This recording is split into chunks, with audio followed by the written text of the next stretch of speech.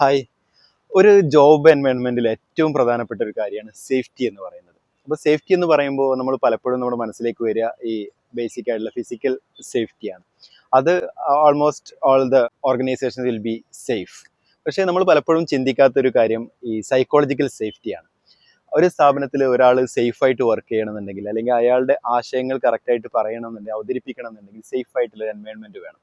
അതോ അതിനെ ആരും ജഡ്ജ് ചെയ്യുന്നില്ല, മിസ്റ്റേക്കുകൾ വരുത്താനുള്ള ഫ്രീഡം ഉണ്ടായിരിക്കുന്നു, ആളുകൾ പരസ്പരം ഈഗോ ക്ലാഷുകളില്ല. ഇങ്ങനത്തെ ഒരു എൻവയോൺമെന്റ് ആകുമ്പോഴാണ് ആളുകൾക്ക് കൂടുതൽ കോൺട്രിബ്യൂട്ട് ചെയ്യാനും അവർക്ക് അവർ തന്നെ ആവാനും കഴിയുന്നത്. ഇതല്ലാത്ത അന്തരീക്ഷത്തിൽ പലപ്പോഴും ആളുകൾ ക്രിയേറ്റീവ് ആവില്ല.